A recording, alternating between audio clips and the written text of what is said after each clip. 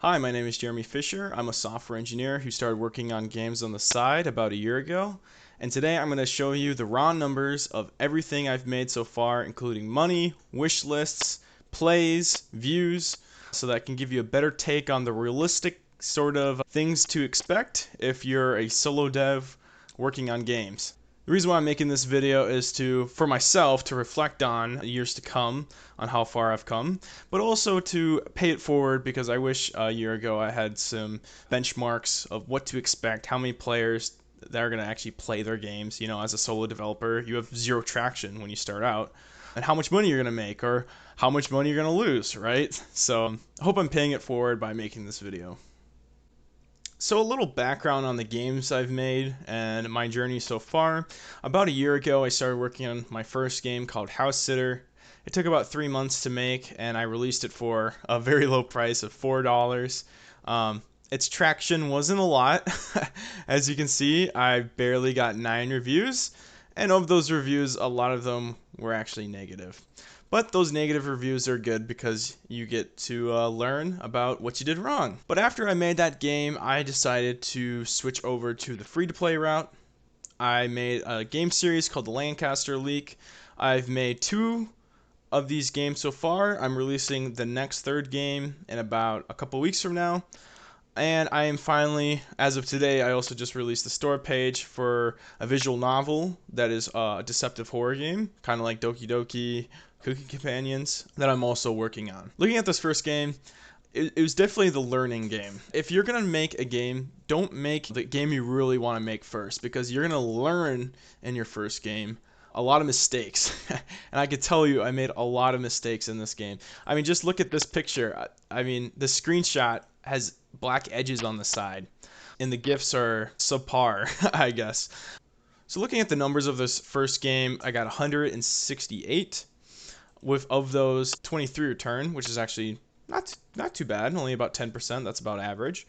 You can see some other stats here, like the wish lists. Let's look at the wish lists quick to kind of understand how I got them throughout time. You can see that in the beginning, I had 20 of my friends wishlist the game, but that quickly dropped to very low numbers. You can see that I barely scraped by. Some days getting 0 wish lists, some days getting maybe 2 or 1. You can see during release, Steam gives you a ton of visibility, and I jumped to 83 wish lists, and it dropped down to pretty low levels. And you can actually see, funny enough, when I released my other games, you can see an uptick in release in wish lists here. So let's talk money. How much money did I actually make? Well, top here you can see my gross is $580. Of that, you have to remove the taxes, chargebacks, stuff like that. We get this number 463, and you think, oh, awesome, I made $463. Incorrect. Steam takes 30% of that as their cut, which leaves me with about high 300s worth of money left over. And this game, Steam takes $100 to upload your game and to publish it. And then I believe I bought a few assets, maybe for $100. And by the end of it, I may have came out with $100 in the end, which is not a lot of money for all that effort. Let's move on to my second game, the Lancaster Leak O'Brien State Park. I took a different direction with this game. If you're going to be making your first couple games, I recommend making them free to play, and I do this for a couple reasons. More people are likely to play them, obviously. If it's free, there's nothing to lose, and people are going to be much more likely to give it a positive review because they're way less critical when their money isn't on the line. In this game, you can see that I purchased a lot more assets. I believe this game took about $600 or so to make. Of course, those assets you buy and you get to keep forever, so I can keep reusing them, but of course, game development is quite expensive. Looking at the raw numbers again, we can see the reviews here, 121, which is awesome. We have some negative reviews here and there, but overall, a quite good reception. And if we look at the Steam page, we can see that unique. I would not look at the lifetime free licenses because a lot of bots claim your game. But if you look at the lifetime unique users, I have 6,884. You can see my wish lists are quite high also. You can see my downloads throughout time here. A few spikes in the beginning, so this is release. I'm getting over 100 players per day here. It kind of fades off, and then you can see when I release my next game, Crisis at Call Center, people want to play the first game if you release the second game, and it kind of drops off to this about 20 people playing it per day. I also released this game on itch, which you can see. It actually did very, very well on itch. Horror games, and specifically, are where most YouTubers go to get their games. So if you look at the analytics here, you see here I have 9,000 downloads on itch, which is much more than on Steam. And again, I attribute this to the fact that itch is very popular for horror games, but depending on your genre, it will be different. Itch also can do pretty well with visual novels, but many other games don't do as well. And I just want to show here quick, this is actually when I released the Lancaster League Crisis at Call Center, but I did get to the top of itch during the time, and what's kind of cool is when I released Crisis at Call Center, it also made O'Brien State Park come back from the grave from 2 users a day to back to like 100 people playing it a day. Moving on to my next game, Crisis at Call Center. This one is my favorite of the games I've made so far. I guess you say I could put in the most work. In this game, I tried a couple different things using ChatGPT and Google Translator, so the translations were actually quite awful. But you can see already that this game was much more well received than the first one. I got way more reviews, way more plays. Looking at the reviews, people really liked the game. This one cost about, I'd say about $800 to make, and this is a lot of assets, animations, the post-processing effects for this. Again, I get to reuse these assets, but at the end of the day, it's $800. So if you're expecting to make your game look good, you have to shell out some money. That's a lesson you have to learn. So looking at the numbers, we can see right away, this is almost a double the success of the previous game, which was awesome. You can see the wish lists were awesome, over 1,000 wish lists. And we can see the first time downloaders, even more awesome, 400 players a day, which was crazy right off the bat. And it tapers off again, we get to the low 30s, which is still awesome. 30 players playing your game a day, which is awesome. This one really took off on YouTube. If we look at the most viewed videos of the Lancaster League, we can see over 1 million views here, close to 1 million views, 500,000 views. It went bonkers, which was kind of awesome. And I think the reason for this is you'll notice the number one video here is actually not in English, and that's because I translated the game.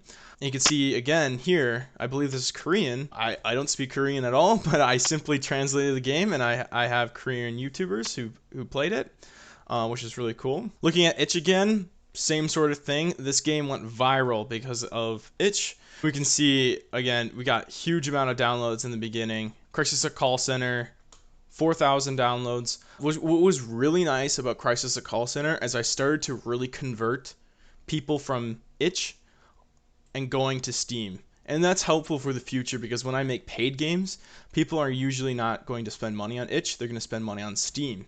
So although I didn't get as many downloads here on itch, I got a ton of downloads on Steam, which is awesome. Finally, I am releasing another game called the Lancaster League Entity Exam within the next few weeks.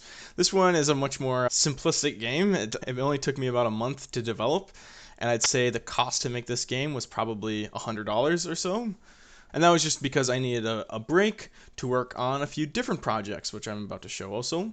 What's nice about this is you can see my wish list as I only released this a couple weeks ago. So you can see sort of a realistic example and my improvement throughout time. In my first game, I had that initial boost before, which was 20, and now it's 35. And before I was scraping by to get a couple wish lists. Now I get a pretty standard about 5 wish lists a day, which is still something that is not too good, something I need to improve on, but it is significantly better than when I started. And so you might be asking yourself, why'd you need a break? And that's because I was working on a much more important project, Shepherd's Eye, which I've teamed up with an artist and a writer to produce another paid game. I'm still going to be making the Lancaster Leaks that are free to play, and the reason and the strategy behind that is that I want my free games to drive traffic to my paid games. I also need feedback as a new developer, as a solo developer. Those free games are kind of an experiment to understand what people like, what they don't like, get honest reviews back, experiment with Steam. The Steam algorithm is very complex, so you start to get a feel of what's good and bad. And now I can proudly say that I've gone from a pretty crappy Steam page like House Sitter all the way to a much better looking Steam page like Shepherd's Eye. And this is something you have to learn throughout time. There's a guy called Chris, he runs a site called howtomarketyourgame.com. He is the holy grail of how to win on Steam, how to create games that people are actually going to buy and pay for, and that's who I'm mostly learning from to create these Steam pages. So I hope this video has been helpful, showing off how your first game can be a flunk and you can still be pretty successful. That free games do very well, especially free horror games can go viral very easily, and that if you want to play this long term, free-to-play games can actually drive traffic to your paid games, which is a strategy that I'm working on right now. And if you are a first-time developer, that's something I personally would recommend. So if you have any questions, leave them in the comments below. I'm happy to help where I can. This is where I do my self-wish promo. Please wishlist Shepherd's Eye on Steam. I wish you good luck on making games, and I'll see you next time.